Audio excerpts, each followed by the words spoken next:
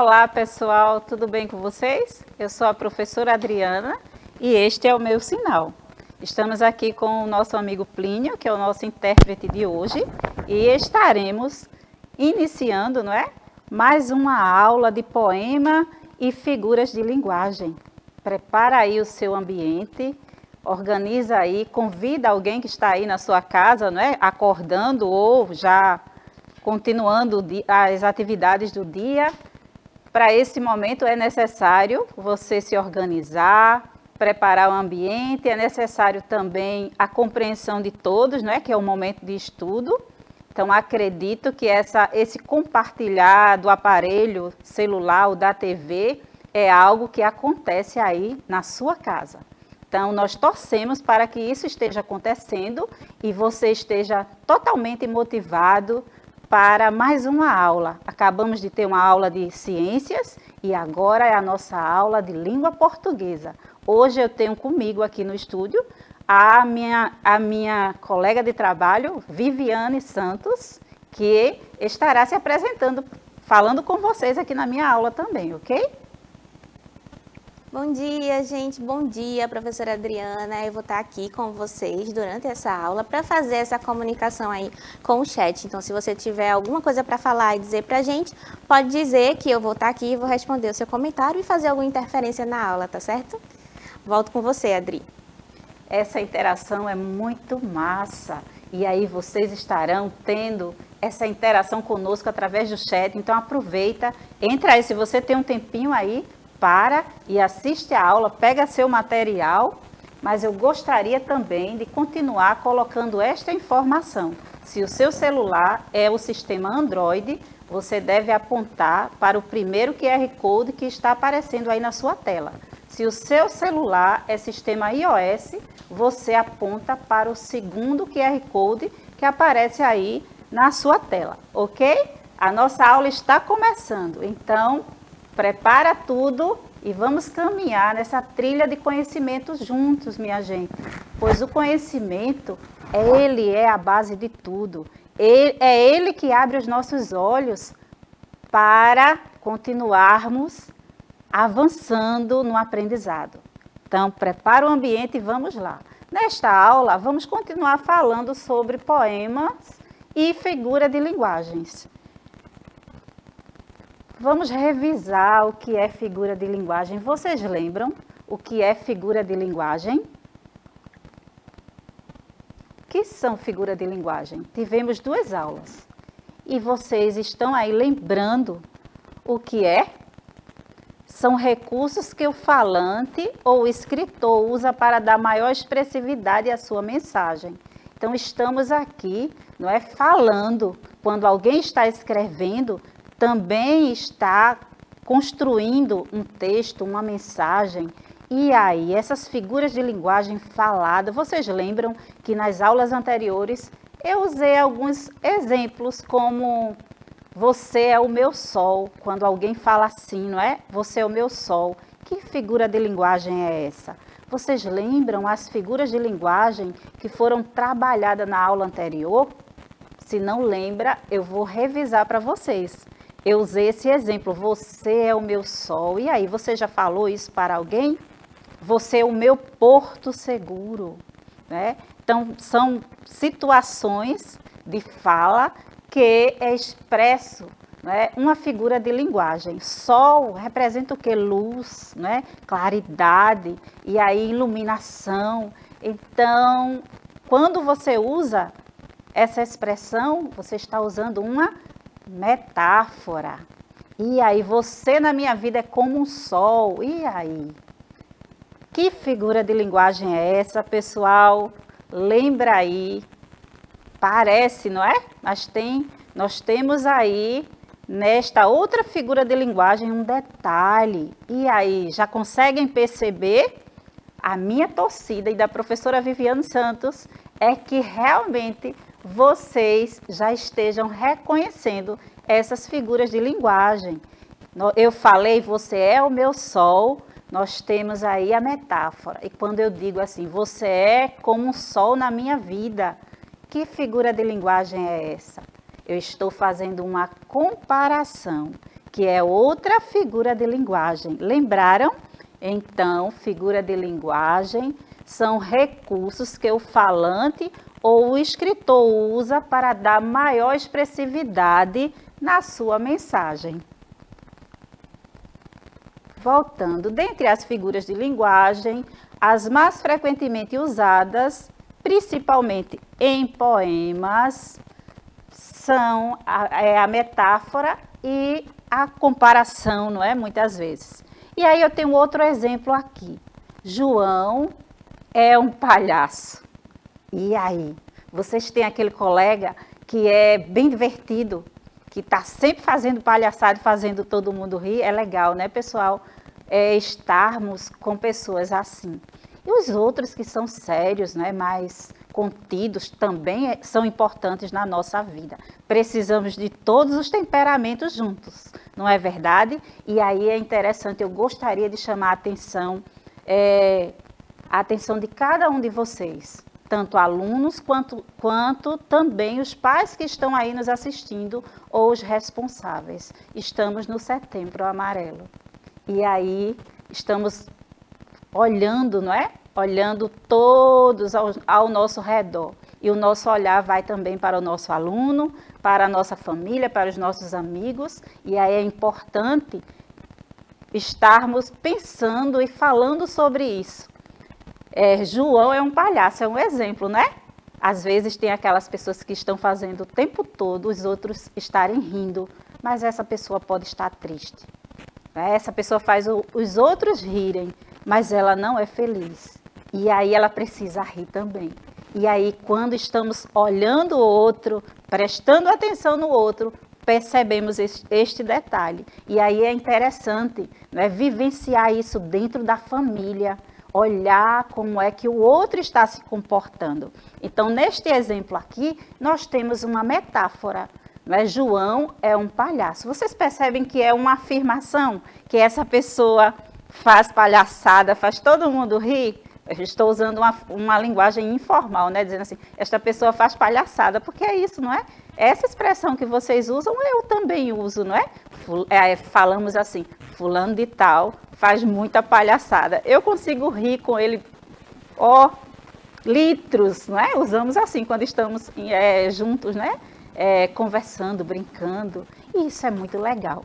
Então, quando falamos assim, estamos usando uma figura de linguagem chamada metáfora. Vamos seguindo. Neste outro exemplo, nós temos aqui, a casa deles é uma prisão. E aí a imagem, não é? Uma casa fechada, uma porta totalmente fechada. E aí, quando falamos assim, a casa deles é uma prisão, ninguém consegue ver nada. Então, não é uma comparação, estamos afirmando, é uma visão, é uma prisão. Corrigindo.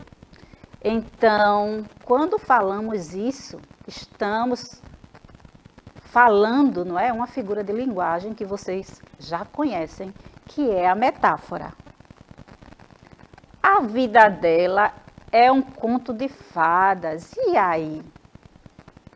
Que mensagem, não é, implícita você consegue, que interpretação você consegue ter dessa frase quando alguém fala assim, a vida dela é um conto de fadas, a vida de ninguém, não é? É um conto de fadas, não é verdade?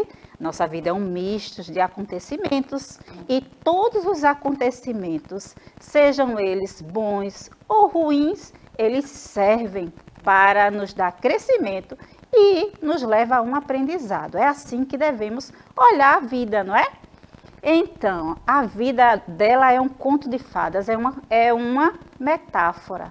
Eu estou dizendo, é como se dissesse assim, a vida dela é como se fosse de uma princesa. Existem princesas? Existe vida que é como se fosse de uma princesa? Existe. Mas nem sempre, até as princesas também enfrentam dificuldades, enfrentam apuros, não é? Então, todas as situações acontecem na vida de todos. Então, eu estou frisando isso porque eu acredito que vocês também enfrentam dificuldades. Eu também enfrento a professora Viviane, o Plínio, todo mundo.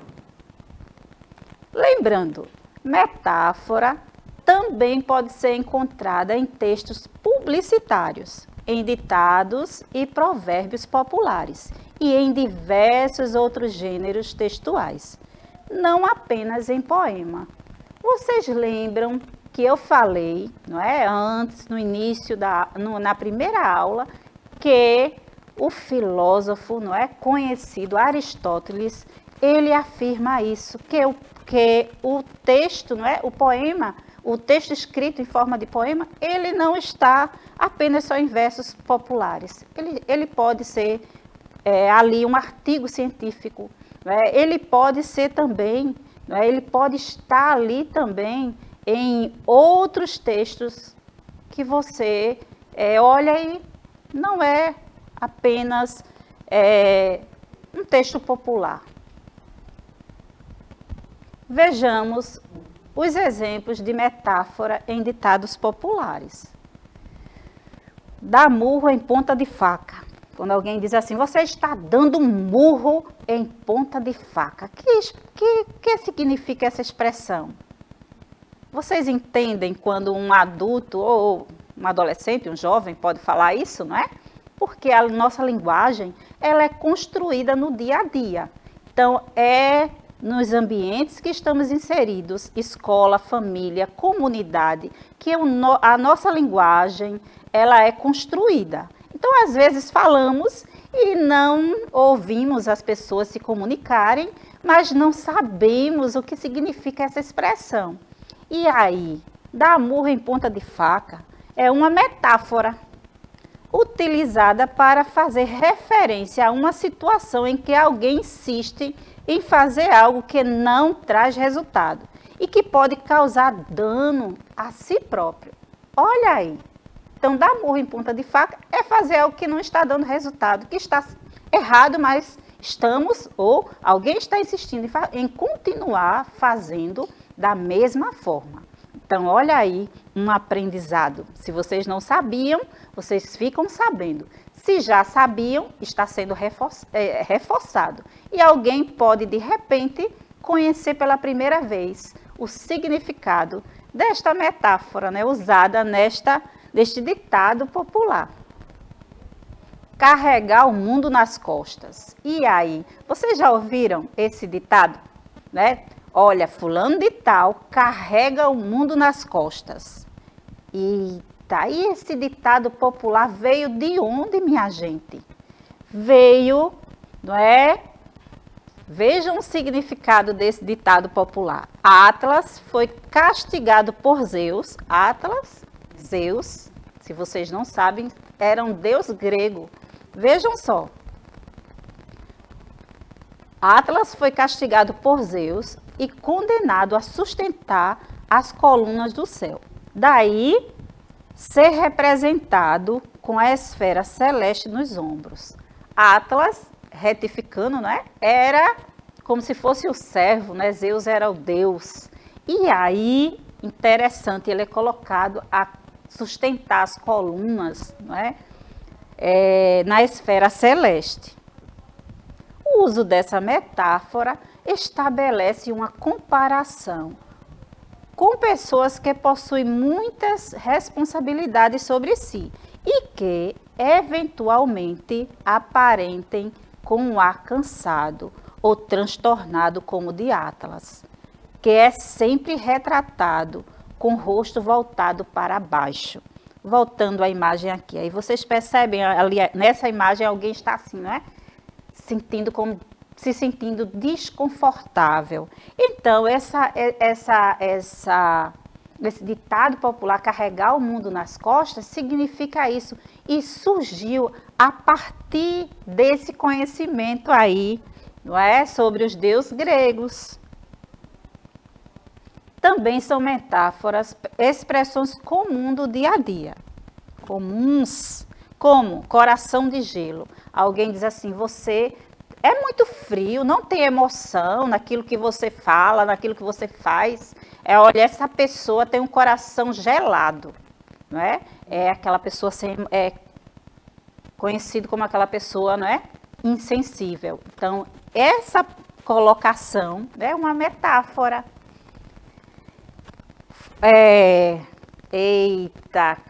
vou falar sobre algo, não é? Na fase da adolescência, tem adulto também que continua, não passa a adolescência nunca, não é? Tem o adolescente, né? Os pais, os responsáveis, às vezes falam assim, tem uma fome de leão, você come daqui a pouco e está com fome novamente e come o que vem, não é? Pela frente. E aí, essa expressão fome de leão, e aí é uma comparação ou uma afirmação? Ela tem um coração de gelo, né? Quando alguém diz assim. A linguagem metafórica da frase acima estabelece uma comparação. Lembram que eu frisei para vocês no início da aula que estaríamos trabalhando, não é? Revisando, reforçando a linguagem figurada, metáfora e comparação. Comparação entre o gelo e uma pessoa que não demonstra sentimentos, que essa pessoa é insensível. A relação analógica, quando se faz uma analogia, indica que a mesma frieza do gelo está presente no coração de pessoas que não demonstram seus sentimentos ou que são secas, duras, desprovidas de afeto. Vocês já conviveram ou convivem com alguém assim? E aí, se você é brincalhão, não é? Tem esse espírito, é espirituoso, vou usar essa expressão. Você fica sem jeito, porque você gosta de abraçar, você gosta de interagir e a pessoa não interage com você. E aí, será que é legal conviver com as diferenças? Claro que sim, porque aprendemos, não é? Então, será que o coração de gelo pode ser quebrado por aquele que é muito afetivo?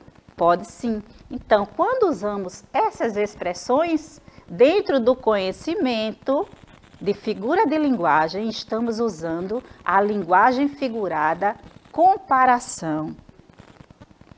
Então, tem um exemplo aqui, né, da fome de leão. Essa metáfora deixa subentendido que alguém está com muitíssima fome, ao ponto de ter o seu apetite comparado ao de leão. Por quê, minha gente? Porque o leão, quando ele está com muita fome, ele tem que comer muita comida, que é carne, não é? Então, ele come um animal inteiro, ele se alimenta ali, tem que ter muita comida, senão ele vai matar outro animal. Então, por isso que tem essa comparação. Agora, eu vou apresentar para vocês outra figura de linguagem, que é a prosopopeia, ou personificação. É uma figura de linguagem que atribui características humanas a seres inanimados, ou mesmo a outros seres vivos, como animais e insetos. Quando falamos assim, as árvores pedem socorro, não é? As árvores falam, não é? Mas essa não é uma linguagem metafórica. Por quê? Elas pedem socorro quando estão precisando de água, de cuidado, não é verdade? Quando são desmatadas, que não pode. O jardim olhava as crianças sem dizer nada. Imagine aí uma imagem linda de crianças brincando pelo jardim. O jardim tem olho? É pessoas? É uma forma metafórica de falar. A onomatopeia também é outra figura de linguagem. Ela consiste na reprodução ou imitação dos sons, do barulho dos objetos ou da voz natural dos seres. Como exemplo, né, nós temos aqui o latido do cachorro, não é? Uau, au. Os gatos, quando os gatos escutam, não é, esse latido dos cachorros, olha, eles dão no pé, não é? Eles não esperam. E aí, quando falamos, escrevemos au, au, isso é uma onomatopeia. Mais outra figura de linguagem. Miau, não é? Eram os gatos miando no telhado a noite toda. Então, essa linguagem escrita ou falada é uma onomatopeia. Vamos observar a onomatopeia no poema de Vinícius de Moraes. Eu acho que é bem conhecido para vocês. Então, nós temos aqui um poema, não é? quando diz assim: passa tempo, tic-tac, tic-tac passa a hora, chega logo, tic-tac, tic-tac vai embora. Então, essa pronúncia tic-tac, não é? É uma onomatopeia dentro do poema. Então, no final, nessa parte diz: passa tempo bem depressa, não atrasa, não demora, já que estou muito cansado. Já perdi toda a alegria de fazer meu tic-tac dia e noite e dia. Tic-tac, tic-tac, tic-tac. Então, neste poema, nós temos esse barulho que não é do animal, esse som que não é do animal, é de um objeto, mas também é uma onomatopeia. Então, o poeta usa a onomatopeia tic-tac para dar ritmo e efeito sonoro ao poema. Essa repetição ao longo do texto acaba fazendo da sonoridade uma grande brincadeira. O tic-tac reproduz o mais próximo possível o som do relógio. E aí, Viviane, tem alguma pergunta aí no nosso chat? Então, professora Adriana, estou aqui acompanhando o chat. No comecinho da aula, o Guilherme falou que não sabia definir como se dava as metáforas, né? Perguntei para ele se ele já conseguia reconhecer, mas até agora ele não respondeu. Então, eu espero que, acompanhando aí a nossa aula, ele tenha conseguido entender o conceito de metáfora e agora saber como reconhecer a metáfora, a onomatopeia, a personificação, né? Você estava falando de personificação, eu acho que um exemplo bem icônico disso, dessa figura de linguagem, é a Emília, do Sítio do Pica-Pau Amarelo, né? A gente tem uma boneca de pano, inanimada, mas que conta a história como as outras personagens, que são humanas. Então, aqui a gente consegue perceber de forma bem explicadinha como é essa configuração e como as figuras de linguagem se comportam nos textos, né, e na dramaturgia também. Isso, um abração, Guilherme. É bom saber que você está aí atento nas nossas aulas. Nesse momento também eu gostaria de falar, não é, que é um dos recursos expressivos mais usados nas poesias infantis, e tivemos aí o exemplo da boneca Emília, que a professora Viviane trouxe, pois concentram melodia, a harmonia e o ritmo da frase, servindo para produzir esse efeito especial, o que difere de uma onomatopeia. Da aliteração é que essa sugere um som e a onomatopeia imita. Eu apenas li essa informação, mas a professora Viviane vai aprofundar um pouquinho mais, não é? Esse slide aqui, tá certo? Com você, Viviane. Vamos lá, Adri. Ó, a onomatopeia é aquele som que já existe e a linguagem tenta reproduzir. Lembra do tic-tac? Lembra do miau, do au-au? Então, sons que já existem na natureza e a gente tenta reproduzir através da linguagem. A aliteração, por outro lado, é a repetição de um fonema em demasia. O fonema é aquela unidade mínima de som. Então, quando eu falo assim, o sabiá, sabia, sobiá. Então, essa repetição do S é o que caracteriza a minha aliteração, tá certo? Então, é a repetição da consoante. Uma outra figura de linguagem que também vai fazer essa tentativa aí de repetir um som para criar melodia é a assonância, que é muito parecida com a aliteração, só que ela vai fazer isso por meio das vogais. Então, quando eu falo, essa menina tão pequenina quer ser bailarina. Então, aqui eu tenho a repetição exaustiva do A, marcando o meu fonema, né, que é a unidade mínima de som, mas dessa vez com a utilização das vogais. Então, são figuras de linguagem, todas que se comunicam através do som, seja pela fabricação de um som, pela repetição do fonema, seja pela tentativa de reproduzir um som que já existe na natureza, tá certo? Vou voltar com você, Adri. Isso aí, Viviane. Vai aproveitando aí, tá, pessoal? Ainda falando de ritmo, o autor, para marcar o compasso do poema, também usa as vírgulas. Elas servem, neste caso, para marcar as pausas no texto. o que nos faz lembrar o ponteiro dos segundos, não é? Do relógio se deslocando. Quanto à escolha lessical, que é a escolha das palavras, podemos observar que o autor procurou usar palavras que ao longo do texto vão se relacionando ao próprio título do poema, que é o relógio.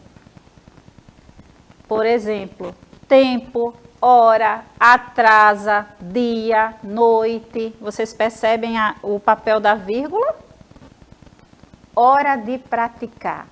E aí, eu vou deixar vocês neste momento também com a professora Viviane, não é? Que vai estar falando um pouquinho com vocês nessa hora de praticar. Agora é com vocês. O bom é que vocês podem revisar esta aula quantas vezes vocês puderem. Mas trouxemos nessa manhã para vocês essa atividade simples, não é? Indique as alternativas que representam a figura de linguagem, que é personificação, também chamada de prosopopeia. Você pode chamar de personificação ou prosopopeia. Então, quando dizemos assim, as pedras humilham, e aí?